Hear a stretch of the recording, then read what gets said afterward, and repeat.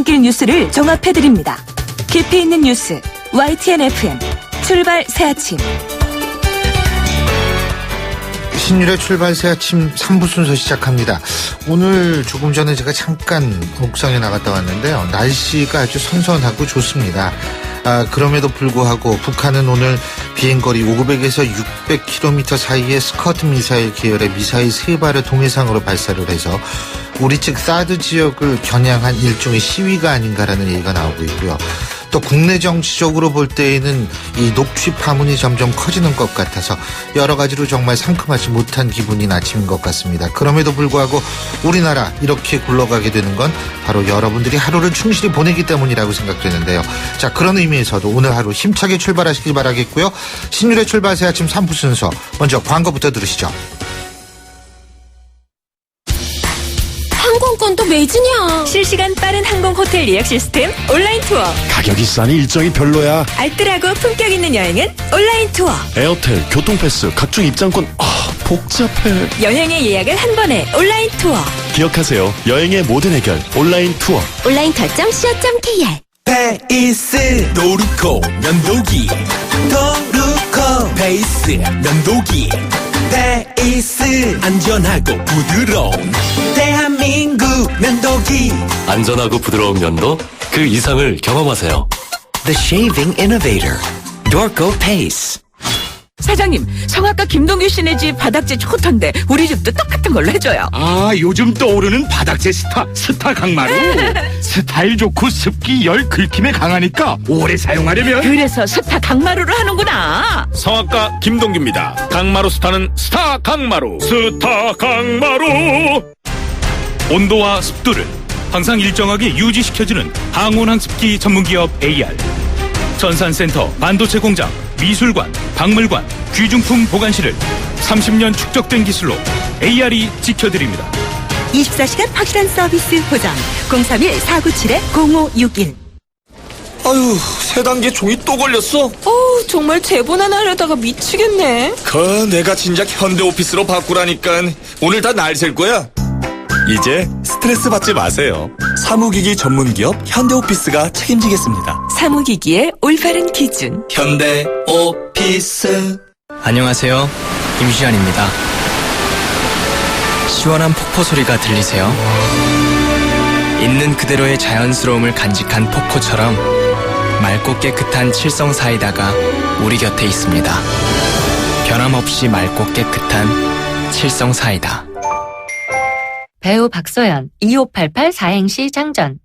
2588 대리운전은 오늘도 고객님의 안전을 위해 팔도강산 어디든지 팔 걷어붙이고 달려간다니까요.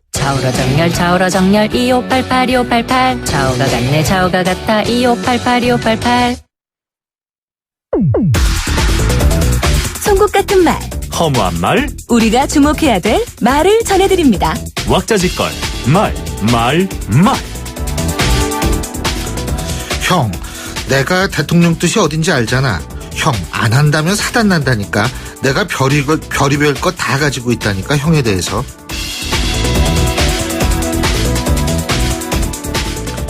어제 한 언론사에서 공개한 새누리당 윤상현 의원의 전화녹음 파일의 일부 내용입니다. 이 보도에 따르면 윤상현 의원이 총선 당시 한 예비 후보에게 출마 지역 변경을 회유했고요. 자신의 제안을 받지 않을 경우에 사정기관 동원 가능성을 암시했다고 하는데요. 자, 윤상현 의원의 녹취 파문, 이번이 처음이 아니죠. 지난번은 김무성 전 대표에 대한 비난성 통화를 한 것이 문제가 돼서 급기야 탈당까지 할 수밖에 없었는데, 이번에는 특정 예비 후보에게 지역구를 바꾸라는 전화를 한 녹취가 공개되면서 참 여러 가지로 힘들게 됐습니다. 어쨌든 오늘 오프닝에서도 말씀을 드렸습니다만 이 녹취 파문이 새누리당 전당대회를 요동치게 만들었습니다. 다시 말해서 이들 두 의원, 최경환, 윤상현 두 의원은 특히 최경환 의원 같은 경우엔 우리끼리 싸우지 말자는 일종의 상생의 방안이었다고 말하지만 지금 비박계들의 반발 정도로 보면 아마 그냥 넘어가기는 힘든 상황이라는 생각입니다. 그래서 하는 말인데요. 친박계는 이제 대권 후보 경선까지의 계획을 처음부터 다시 짜야 되는 상황이 아닌가 하는 생각이 듭니다.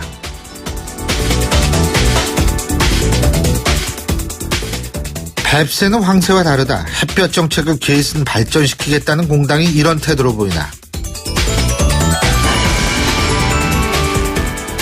국민의당 박지원 비대위원장이 더불어민주당의 사드 찬반 입장을 요구하면서 한 얘기입니다. 햇볕 정책은 분명 동북아 정세를 향한 정책의 한 부분으로서의 역할을 할 수 있는 우리의 대북 정책인 반면에 사드의 경우는 대북 정책의 일환일 수도 있지만 동시에 동북아 정세에 직접적인 영향을 미칠 수 있는 일종의 상위 개념의 정책이라는 생각이 듭니다. 그래서 중국의 반발도 이렇게 큰 것이라고 생각을 하는데요. 자, 그래서 원내 제1당인 더불어민주당은 신중할 수밖에 없을 것이라는 생각입니다. 특히 동북아 정세에 직접적인 영향을 미칠 수 있는 외교 정책은 정권을 초월해서 접근해야 하는 문제인 만큼 지금 신중한 입장을 보이고 있는 더불어민주당을 뭐라 하기는 힘들 것이라고 생각합니다.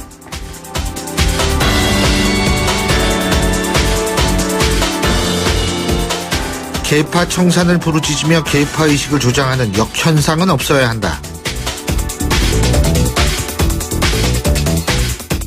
새누리당 김희욱 비상대책위원장이 친박계 전당대회 출마를 비판하는 비박계를 향해서 한 얘기입니다. 물론 김희욱 비대위원장 이런 얘기를 녹취 파문 이전에 했을 것입니다만 지금 자꾸 계파를 부정하는 듯한 언급을 하는 것은 호소력이 떨어지는 것이라고 생각합니다. 녹취에서 나타난 것이 사실이라고 가정할 때 이 문제는 계파 패권주의가 극에 다다랐다고 볼 수밖에 없는데요. 이런 상황을 자꾸 자의적으로 해석하면서 얘기해봤자 공감을 얻기는 힘들다는 겁니다. 이제 김희욱 비대위원장이 녹취 문제를 어떻게 다룰지 지켜보겠습니다. 만일 이 문제를 잘 다루지 못하고서도 계파 천상을 얘기한다면 이제는 아마도 비대위원장의 역할과 자격에 의문을 갖는 사람들이 늘어날 것이라고 생각합니다. 지금까지 왁자지껄 말말말이었습니다.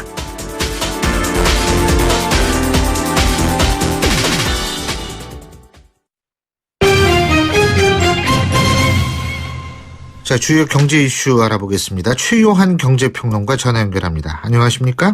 예, 안녕하십니까. 최요한입니다. 공정거래위원회가 어제 인수합병 불허를 최종 확정하면서 SK텔레콤하고 CJ헬로비전이 이제 뭐 어떤 다른 출구 전략을 찾아야 되는 상황이 됐어요. 예? 네, 그렇습니다. 예, 두 가지 방안을 선택해야 되는데요. 한 가지는 행정소송을 펴거나 아니면 한 가지는 자진 철회하거나 뭐 이것밖에 없을 것 같습니다. 예. 지금 SK텔레콤과 CJ헬로비전이 공정위의 결정에서 불복해서 30일 이내에 이의 신청을 하거나 행정소송을 제기할 수가 있는데요. 예. 지금 SK와 CJ헬로비전이 조금 온도차가 있습니다.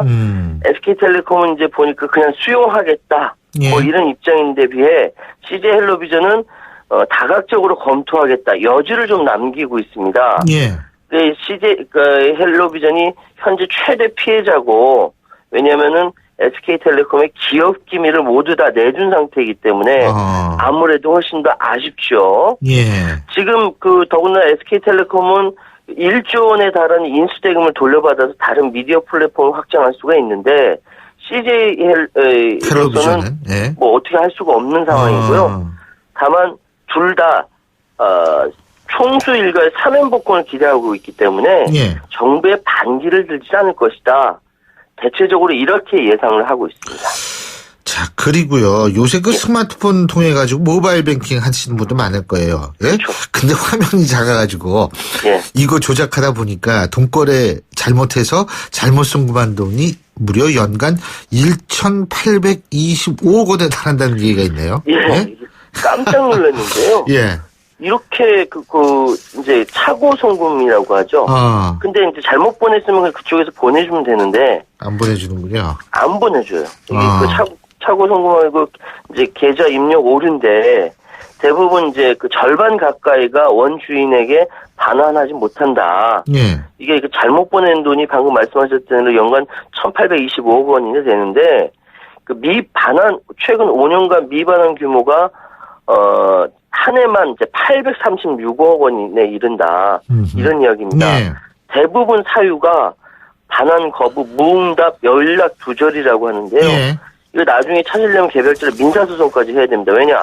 돈이 원칙적으로 추취인 예금이 되기 때문에 그렇거든요. 예. 그래서 사실은 지금 반환 처리가 동의한다 그러면 즉시 이루어지도록 송금자의 피해를 줄여야 되고 또 이제 미반환 피해 자체를 예방하기 위한 노력이 많이 필요하다. 뭐 이렇게 이야기가 나오고 있는 상황입니다.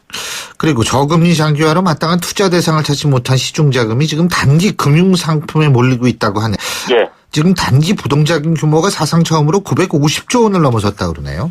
그렇습니다. 지금 그 한국은행이 기준금리 인하 등 통화 완화 정책으로 시중에 자금을 공급했지만 예. 이 실물 투자로 연결되지 않는다는 것이죠.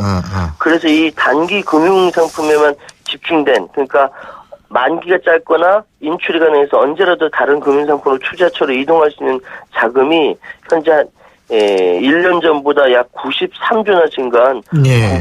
960조 가까이 된다라는 이야기고요. 예. 실제로 1년 전보다 그러니까 그 시중 현금 통화는 늘어났는데 예. 자금이 풀려도 기업의 생산이나 투자에 늘지 않는 상황이고 아하. 그러면 이거는 결국은 경제 성장의 엔진 식어갈 수밖에 없다. 예. 그래서 기업의 투자 유인책이 시급하다 이제 인센티브가 필요하다 이런 이야기가 경제 선순환고리를 만들어야 한다라는 이야기가 계속 나오고 있는 상황입니다. 예, 그렇군요. 예, 오늘 소식은 여기까지 듣겠습니다. 고맙습니다. 예, 감사합니다. 예, 지금까지 최요한 경제평론가였습니다.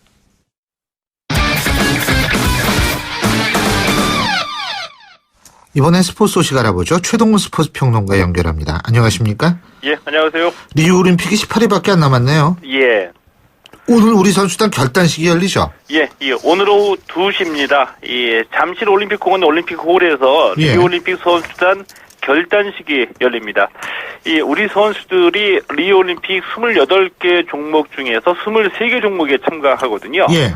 이 선수는 모두 203명이고요. 임원이 112명, 합해서 총 315명의 선수단이 이번에 리우올림픽에서 금메달 10개 이상으로 4회 연속 톱10을 목표로 하고 있습니다. 예. 축구 대표팀은 어제 브라질로 갔다 그러더라고요. 예. 예. 어제 이 브라질 상파울루로 출국했거든요. 예. 이 상파울루에서 현지 적응을 마치고 난 뒤에 25일에 이라크, 30일에 스웨덴과 평가전 치르고요. 평가전이 끝나게 되면 이 조별리그 첫 경기가 열리는 이 사우바도르로 이동할 계획입니다. 대표팀이 조금 걱정스러운 게 이 수비 쪽에서 좀 예상치 못한 변수가 발생했습니다. 원래는 이 와일드 카드로 이 홍정호 선수를 뽑으려고 했는데 예. 이 전 소속팀의 반대로 차출하지 못해서 수비에 부담이 있는 상황이고요. 예. 여기에 또 갑작스럽게 이 송주훈 선수가 부상을 당해서 빠지게 됐습니다. 이제 그래서 이 신태영 감독이 남은 기간 동안 수비 조직력 최대한 가다듬겠다고 밝혔고요.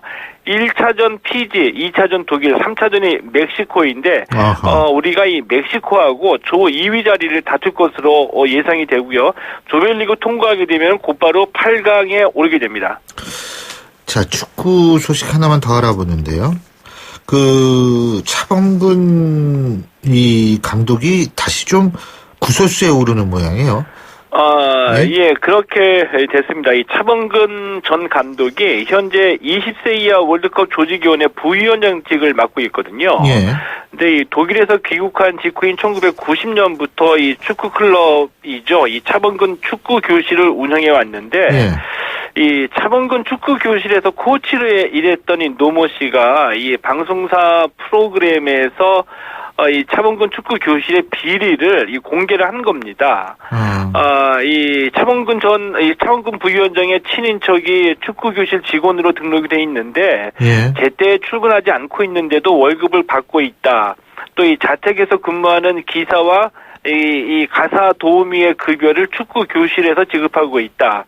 또 이 무상으로 후원받은 유니폼 등을 회원들에게 판매하고 수익을 취해왔다. 뭐 이런 내용인데요. 예. 이 차 부위원장의 부인 오은미 씨가 이 축구 교실 운영과 관련해서 이 가사 도우미와 기사가 필요하게 됐기 때문에 축구 교실에서 이 급여를 지불을 했고 이 나머지 공개된 내용의 일부는 업무상의 실수라고 해명했습니다.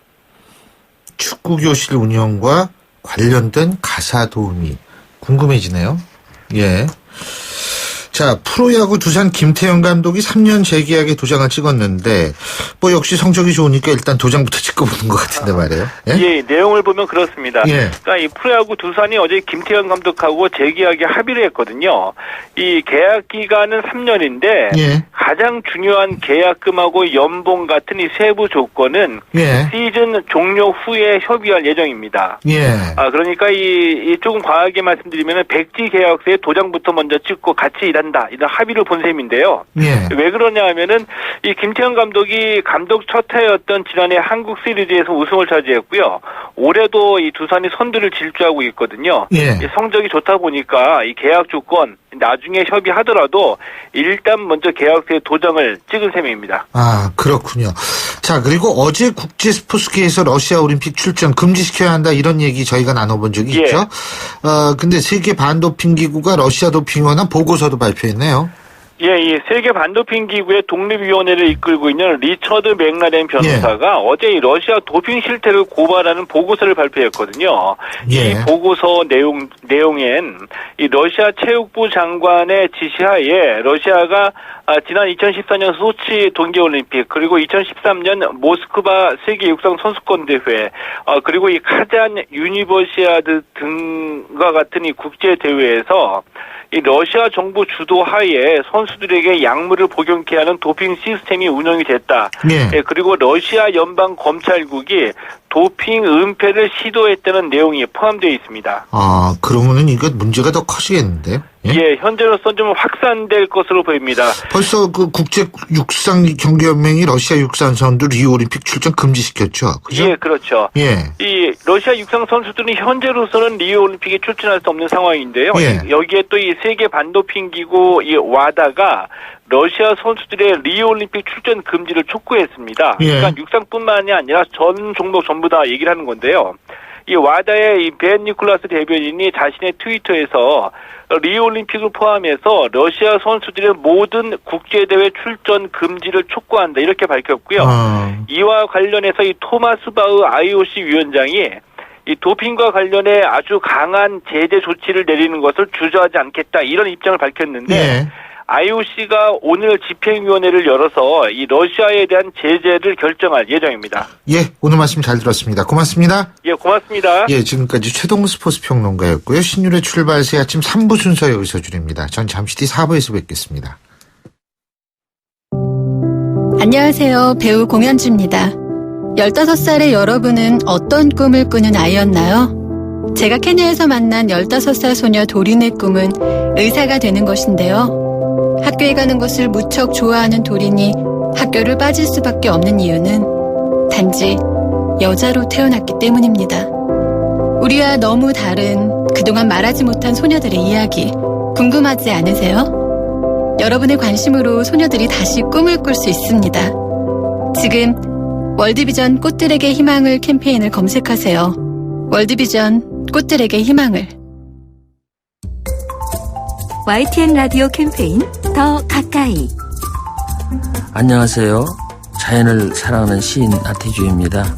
제 고향 공주에 유구천이란 조그마한 냇가가 있습니다. 한때 각종 폐수로 오염되고 주변 풀꽃들도 숨쉬기 힘든 곳이었지요. 많은 사람들이 심각성을 느끼고 복원하려고 노력했습니다. 지금은 다시 물고기들이 돌아오고 있지요.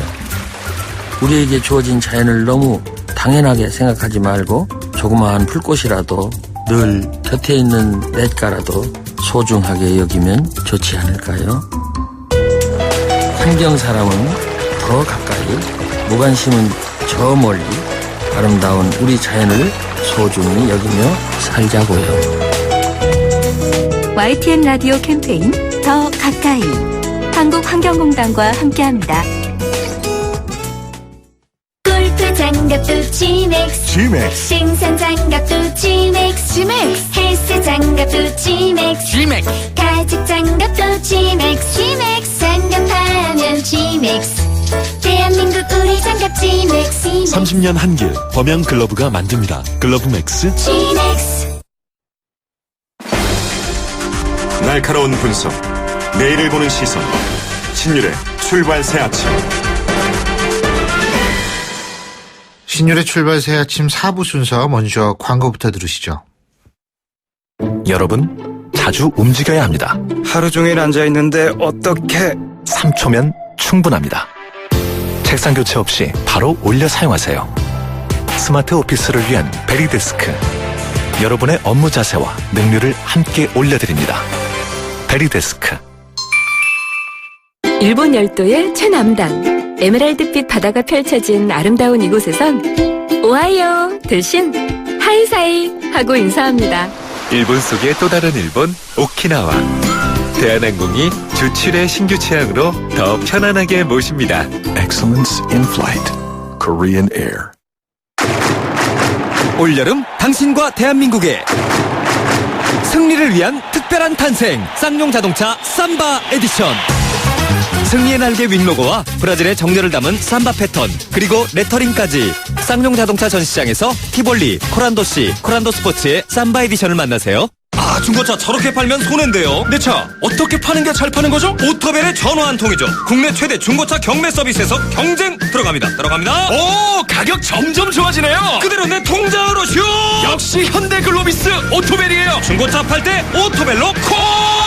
1600-0080. 오토벨. 처음으로 엄마가 된 날, 꿈꾸던 여행을 떠나는 날, 첫 차가 생긴 날. 세상엔 참 좋은 날이 많죠? 이 좋은 날이 계속될 수 있도록 든든한 보장과 알뜰한 보험료로 MG가 함께합니다. 당신의 좋은 날, MG 새마을금고보험, MG 손해보험. 평생 사랑하겠습니까? 네! 시작하는 그 마음 그대로 행복할 수 있도록 시작했던 그 마음 그대로 미사 강변, 고향 향동, 대구 신도시에서 짓습니다. 7월 호반에 변치 않는 첫 마음을 만나세요. 지은이 호반건설.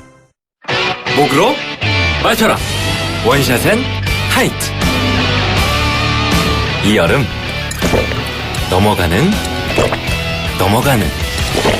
넘어가는 맛이 좋다. 목으로 마셔라. 원샷엔 하이트. 예, 화요일 아침 출근길 슬슬 마무리되는 시간이죠. 8시 31분 58초 지나고 있는데요. 교통 상황 알아보겠습니다. 김재현 캐스터. 네, 출발 새 아침 교통정보입니다. 확실히 어제 출근길에 비하면은 비교적 여유가 있는 편인데요. 다만 고속도로 중에서는 서울 외곽순환고속도로가 평소보다 길게 밀리고 있습니다. 특히 판교에서 구리 쪽으로 가는 길 서하남 부근 1차로와 4차로에서 화물차 사고 처리 작업을 하고 있는데요. 이 때문에 뒤쪽으로 9km 구간에서 정체가 되고 있는 상황입니다.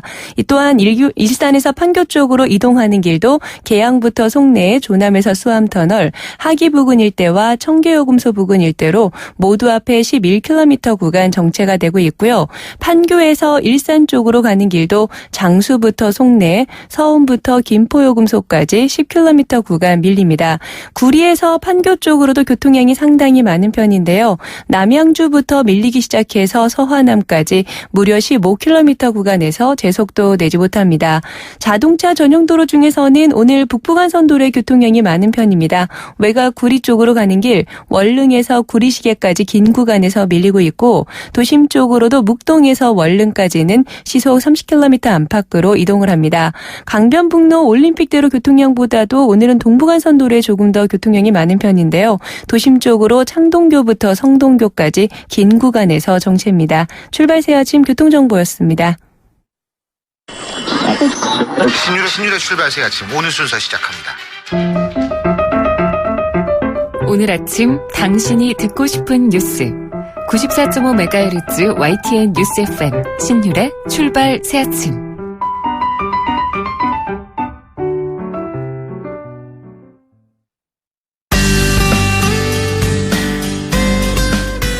안녕하세요. 시민발언대 리포터 이혜미입니다. 한 인터넷 방송의 BJ가 맹견이 새끼 고양이를 물어뜯는 장면을 그대로 송출해 문제가 되고 있는데요. 이에 대한 시민들 의견 들어봤습니다. 장면이 너무 끔찍하잖아요. 사람 하나 이렇게 쓰러지는 것만 봐도 끔찍한데 그걸 물어뜯고 막 이러는 거 그게 얼마나 끔찍해요. 애들이 그런 거 보면서 막 성격이 막 변할 것 같아요. 끔찍하더라고. 방송하는 사람도 그거 자기 영리만 따지고 그렇게 하지 말고 시청자들이 보는 그 입장도 생각해서 그런 거는 좀 안 했으면 좋겠어요. 카메라도 안 끄고 계속 촬영을 하고 아무 일도 없었다는 듯이 했다는 것도 좀 어이가 없고. 저도 피플테리어 키우고 싶었거든요. 근데 그거는 생각을 하고 키워야 되는 것 같아요. 특히 걔는 좀 유명한 개잖아요. 길들이기 어렵다고 하는데 그러면 책임감 갖고 키워야 된다고 생각해요. 지금 경찰 조사 받고 있다고 하니까 뭐 그런 식으로 경찰 조사를 받고 방송도 아예 정지시키고. 내가 했던 행동이 그 사회에 퍼지면은 어떤 그 결과, 인과를 무시하는 풍안적인 어떤 그 쾌락이라 그러나 그것이 우리 주변에 퍼져 있는 한 단면이죠. 그 우리 사회의 그 도덕성 회복, 장기적인 차원에서 접근해야지 그 한 순간만 가지고 얘기할 거는 안 되죠. 그 방송뿐만 아니라 뭐 먹방이나 뭐 이런 게 너무 많잖아요. 이제 심의가 없다 보니까 너무 과하잖아요. 이건 그 먹는 먹방보다도 더 심하고 더 안 좋죠. 생명을 너무 경시한다는 점에서 문제가 있는 것 같아요. 그게 이제 보편화돼 있다는 게 문제예요. 어떻게 보면 그 인터넷 방송이나 이런 데서 어느 정도 아이들 정서 함량이나 그런 측면에서 봤을 때 당연히 규제를 하고 어느 정도 강하게 처리해야죠.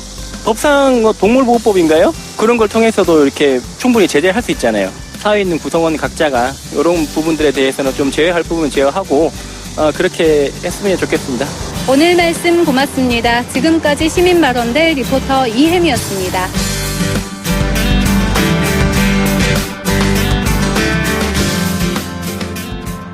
예, 앞서서 지나치게 선정적이나 자극적인 내용으로 문제가 되고 있는 인터넷 방송에 대한 시민들의 생각 들어봤는데요. 지금 어쨌든 이 맹견 한 마리가 어린 고양이 공격하면서 물어뜯는 장면 그대로 생중계한 해당 방송 BJ가 지금 경찰 조사를 받게 됐다고 하죠. 그런데요, 사실 이 인터넷 방송 문제가 이게 어제 오늘 문제는 아닙니다. 왜 이게 반복되는 것인지 인터넷 방송을 직접 진행하고 있는 전세준 변호사 연결해서 자세한 입장 들어보겠습니다. 전 변호사님 안녕하세요. 네, 안녕하세요. 전세준 변호사입니다. 예, 변호사가 인터넷 방송을 진행한다. 이게 잘 매치가 안 돼요. 어떤 방송 하세요? 무료 법률 상담을 진행하고 있는데요. 사실 일반 시민분들이 그 변호사한테 직접 상담받는 게 쉽지가 않잖아요. 예. 근데 그 인터넷 방송을 통해서 하면 실시간으로 채팅창으로 바로 소통을 할 수가 있어서요. 예, 그런 어떤 장점이 있어서 일주일에 1시간 정도씩 그냥 뭐 재능 기부하는 셈치고 방송을 하고 있습니다. 별풍선은 못 받으세요? 별풍선을 주시는 분도 있는데요. 예. 뭐 상담 받으시고 좀 고맙다고 하면서 주시는 분도 있는데 이제 그거는 아프리카 TV랑 같이 그 연말에요. 사회 소외계층에 다 기부를 합니다. 아프리카 TV하고 같이. 예. 그렇군요. 예. 네네. 근데 그 인터넷 방송이라는 거 이게 이제 사실 직접 해보시니까 그렇게 만들기 어려운 거 아닌 모양이죠? 그냥 일단 캠코더, 그러니까 웹캠이라고 하는 그 작은 카메라 하나와요. 인터넷만 연결돼 있으면 되고요. 컴퓨터가 있으면 되고요. 예, 그냥 저 같은 경우는 이제 아프리카 TV 플랫폼을 활용을 하는데, 여기 회원가입을 하고 그냥 방송하기를 누르면, 그냥 자동으로 다 이렇게 방송을 할 수 있도록 굉장히 쉽게 되어 있습니다. 그렇다면 아프리카 TV 측에서 사전에 이 사람이 어떤 방송을 하는지에 대해서 걸르질 못한다는 얘기네요. 네, 맞습니다. 제가 알기로는 하루에도 수천 개의 채널이 열렸다 닫히는 걸로 알고 있거든요. 그리고 그중에 상당수 채널은 단 한 명의 시청자도 들어가 있지 않지만 그냥 혼자서 방송하시는 분도 있고 그렇다는 얘기를 들었습니다. 그렇군요. 근데 지금 이것이 사실은 모든 방송이 다 그런 거는 아니고 그런데 맹견이 어린 길고양이를 물어뜯는 장면이 고스란히 생중계됐다고 하지 않습니까? 예. 이것이 일단 변호사님께서 보실 때에는 별풍선을 많이 받기 위한 고의적 행동이라고 보십니까? 아니면 우발적인 행동이 그냥 방송을 탔다고 보십니까? 제 생각에는 그 영상을 저도 봤는데요. 예. 그 상황에서 보면은 일단 그 고양이랑 그 개랑 배치되고 있는 상황에서 아마 발견이 된 걸로 보여요. 영상상으로는. 다만 이제 약간 거리가 있었고 글로 가서 이제 이렇게 말리는 소리를 들으면서 뛰어갔는데 문제는 그 개가 고양이를 마구 이제 물어뜯는 장면 자체에서 뭔가 이렇게 그 카메라 촬영이 이루어졌지 거기서 뭔가 물건을 던졌다든지 해갖고 어떻게든 말리는 행위가 적극적으로 이루어지지 않았다는 게 아마 그 상당 부분 그 공분을 사고 있는 게 아닌가 하는 생각이 좀 들거든요. 아마 수사기관에서 밝혀질 문제긴 하지만 그런 어떤 학대 행위 자체를 별풍선을 유도하기 위해서 고의적으로 했다라고 하면 그건 분명히 잘못된 행동이겠죠.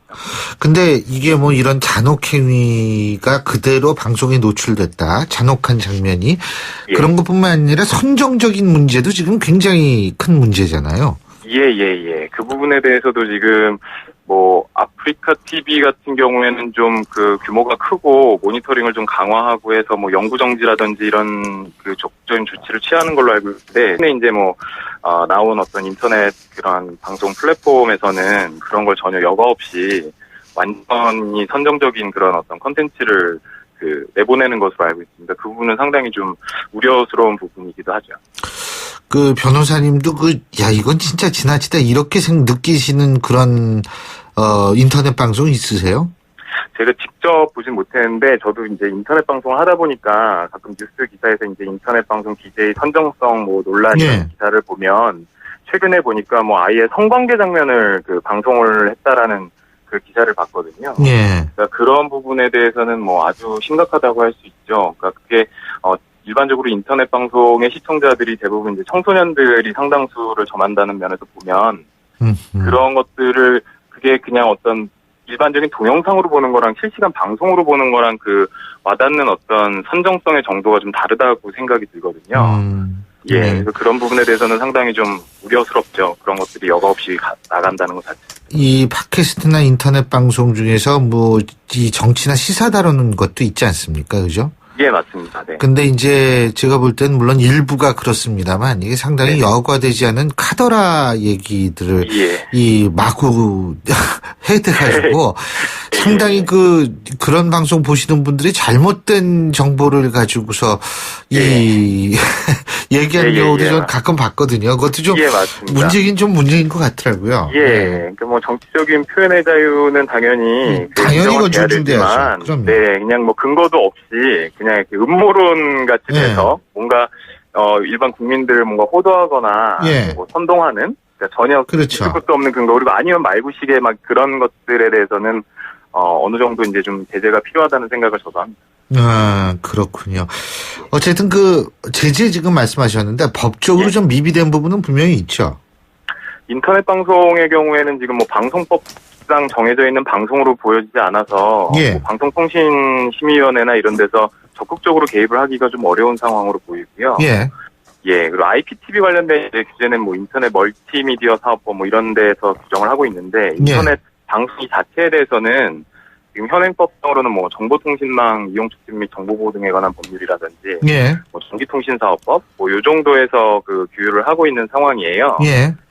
다만 이제 그 제재 관련해서는 제 생각으로는 지금 현행법상으로 그렇게 이제 일반 지상파 방송이나 케이블 TV처럼 규제를 할 수 없다고 하더라도 인터넷 방송의 특징상 이게 그 인터넷 방송국에서 그 방송 콘텐츠를 컨트롤하지는 않거든요. 오로지 개인 BJ들이 전부 다 제작과 뭐 모든 거를 다 하기 때문에 좀 다르게 볼 필요가 있지 않나라는 생각이 들고 오히려 이게 개인 BJ들이 좀 강력하게 처벌받는 쪽으로 법이 생기는 게 맞는 게 아닌가 싶은 생각이 들거든요.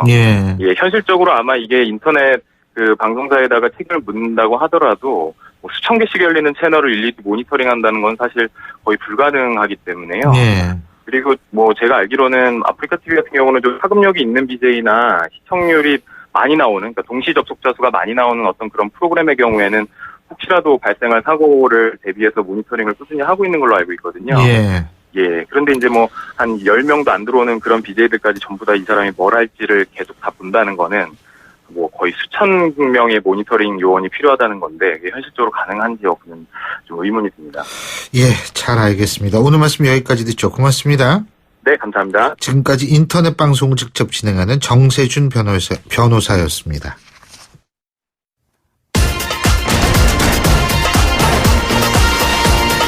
여러분이 지금 듣고 계신 주파수는 FM 94.5MHz입니다. YTN 뉴스 FM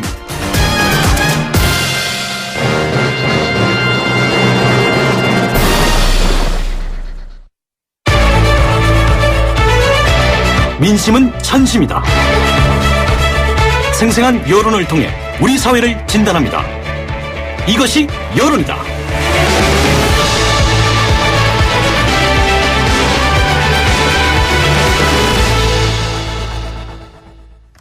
이 성주로 사드 배치 지역이 일단 결정되긴 했지만은요, 주민들 반발 여전히 수그러들지 않고 있습니다. 뭐 어제 괌 미 공무기지까지 가서 전자파까지 다 측정을 해서 유해 기준의 0.007% 최대치입니다.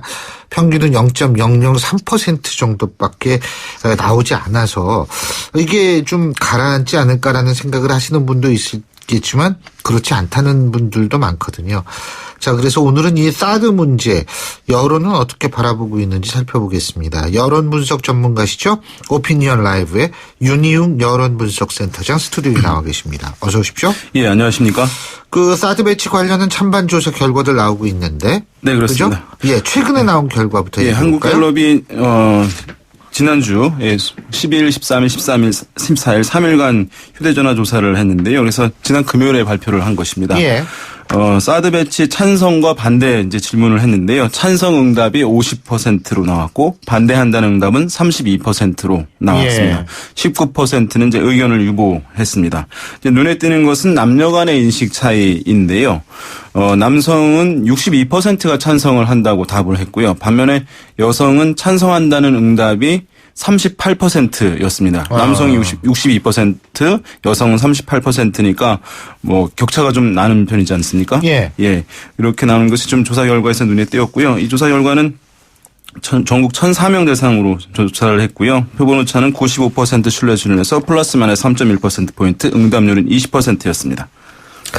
그 랜들이라는 그 미국 정책자가 있어요. 근데 예전에 좀 됐습니다만 그 남녀 간의 정치적 의식 차이를 조사한 적이 있거든요. 네. 근데 이제 남성보다 여성이 평화 문제라든지 인권 문제에 훨씬 더 관심이 많다라는 그런 랜들의 결과 보면 그런 게 있어요. 네. 우리나라도 그래서 그런가요? 이 남녀 간의 차이가?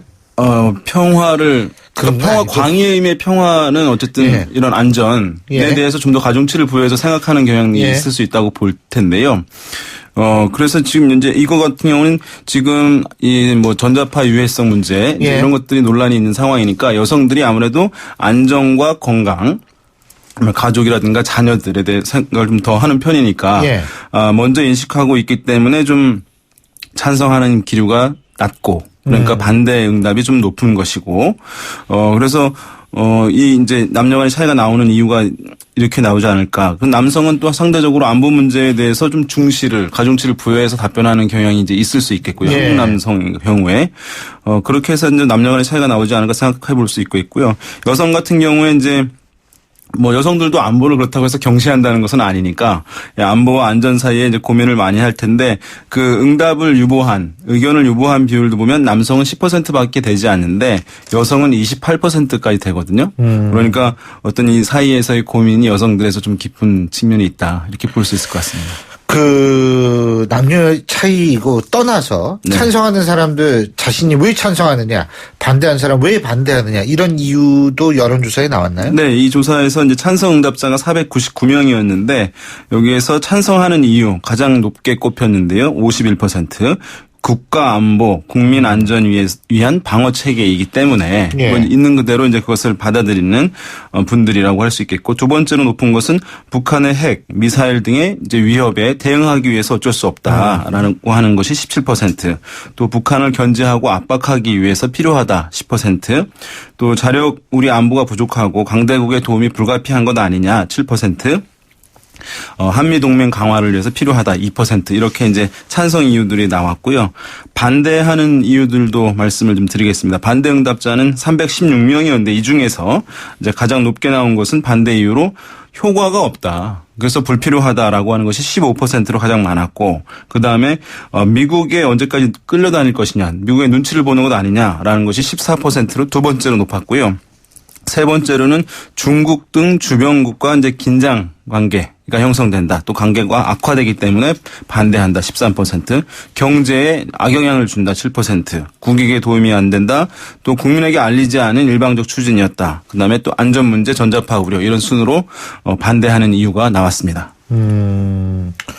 그렇군요. 그러니까 반대하는 거에 있어서 전자파 문제는 5%밖에 안 돼요. 생각보다 이것이 굉장히 낮게 나옵니다. 그 성주 주민들을 대상으로 한 건 아니잖아요. 그렇죠. 전 국민 일반 대상으로 국민으로 한 거니까 예. 일단 일반 국민들은 뭐 사드가 어디에 배치되든 간에 네. 이렇게 판단했으니까 아마 이렇게 얘기가 나오는 것 같은데.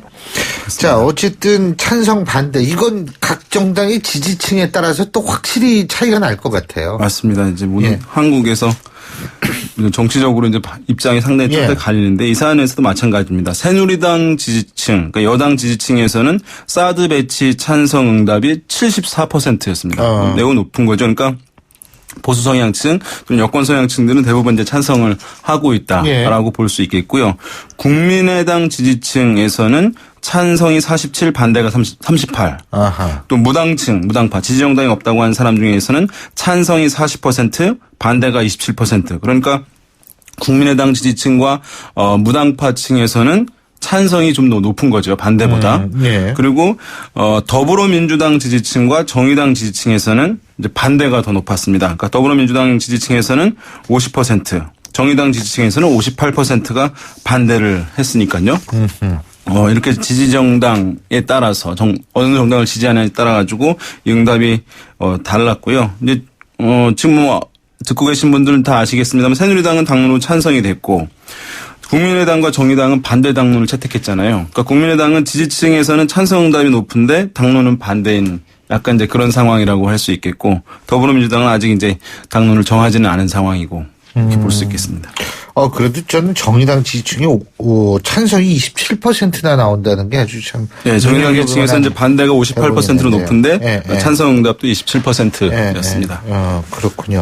근데 어쨌든 지금 상주로 결정이 됐어요. 네. 근데 이제 찬반 입장과는 이 또 해당 지역에서 이거 수용하느냐 이거는 또 다른 문제 아니겠어요? 상주 지역의 주민들이 찬반을 떠나가지고 수용하냐 마느냐 하는 건 또 다른 문제인데 여기에 관련된 항목도 있나요? 네, 성주 지역만 뭐 물어본 건 아니고요. 이제 전 국민 대상으로 같은 조사에서 물어봤는데 만약 살고 있는 지역 근처에 사드를 배치하게 될 경우에 수용하겠느냐. 라고 이제 질문을 했어요. 그랬더니 46%가 수용 의향이 있다라고 대답을 했고요. 39%는 수용 의향이 없다라고 답을 했습니다. 15%는 이제 의견을 유보했고요. 여기서도 아까 찬반과 같이 남녀 차이가 큰데요. 남성은 62%가 거주지 근처 사드 배치 수용에 대해서 이제 수용하겠다, 의향이 있다고 답을 했고요. 28%는 수용 의향이 없다고 얘기했는데 여성 같은 경우는 수용 의향이 없다는 응답이 50%, 수용하겠다는 30%로 남녀 간의 이제 응답이 현격하게 차이가 나고 있고요. 특히 여성 30대. 성주죠, 성주. 예, 성주요. 여성 30대 같은 경우에는 72%가 반대를 하고 있어서 여성 중에서도 특히 반대 강도가 높았습니다. 그렇군요. 근데 어쨌든 지금 이 여성에서 반대가 높기는 하지만 전체적으로 보면 성주 지역에서 발생하고 있는 이 반발 이것과 비교해 볼 때는 수용 의향이 있다는 응답이 상당히 높게 나오고 있는데 이거는 가정이기 때문에 그런 거 아니에요? 성주 지역 주민들처럼 진짜 막상 이게 크게 자기 지역으로 오게 되면 또 달라질 수 있는 거 아닌가요? 이 지역만 물었다고 한다면 제 생각에도 결과는 확실히 달라졌을 것으로 보이는데요. 아마도 이제 이 조사 13일에 성주가 이제 결정이 됐거든요. 성주가 이제 13일로 결정이 됐는데 조사가 12일, 13일, 14일 이루어졌어요. 그러니까 성주로 결정된 상황을 알고 있던 분들이 있었을 것이니까 좀 편하게 답을 했을 가능성이 있습니다. 어차피 우리 지역으로 안 올 것이라는 걸 알고 있었기 때문에. 또 영남 지역에 여러 후보지들이 정해졌기 때문에 그 이외의 지역에서는 아마 크게 부담을 느끼지 않고 수용 의향이 있다라고 응답을 했을 가능성을 배제할 수가. 그다음에 이제 앞에 찬성하냐 반대하냐 응답이 있었잖아요. 그 사드 배치를 찬성한다고 해놓고 그럼 거주지 근처에 이거 배치하는 것을 여론조사의 좀 맹점이죠. 그러니까 몰관되게 응답을 해야 되는 압박을 느낄 수밖에 없으니까. 강박관념이 있어요. 누구든 다. 찬성하니까 수용 의향도 있다라고 응답을 하게 될 수밖에 없는 측면. 그리고 사회적으로 이거 좀 뭐 바람직한 문제라고 생각할 수 있어요. 그러다 보니까 정답의 문제로 받아들이면서 사람들이 있어서 실제보다는 아마 만약에 진짜 그 거주지 근처에 배치했을 때와 별개로 실제로 이제 어쨌든 차이가 나게 응답했을 가능성을 배제할 수는 없죠. 그 성주 지역 주민들이 이제 앞으로 그 전자파 검사까지 했으니까 어떻게 받아들일지는 두고 봐야 되는데 정답이 있는 그 문제라고 말씀하셔서 제가 생각이 나는 게 선관위가 매번 선거 직전 2주 전에 여론조사 하잖아요. 선거하시겠습니까? 다 선거한다고 그러는데 실제로는 그렇지 않잖아요. 맞습니다. 그러니까 이 정답이 있는 부분에 대해서 정답을 맞춰야 된다는 강박관념이 우리가 얼마나 센지를 알 수 있는 부분이에요. 맞습니다. 그게 뭐 여론조사의 문제가 아니라 우리 사회 정답만을 요구하는 우리 사회의 문제점이 아닌가라는 생각이 드는데요. 자, 오늘 말씀 여기서 줄이죠. 고맙습니다. 네, 감사합니다. 이것이 여론이다. 지금까지 오피니언 라이브의 윤희웅 센터장이었고요. 신율의 출발 새 아침 화요일 순서는 여기서 모두 줄이겠습니다. 전 내일 아침 7시 15분에 다시 오겠습니다. 오늘도 어제보다 훨씬 더 나은 하루 되시기 바라겠습니다. 신율이었습니다. 고맙습니다.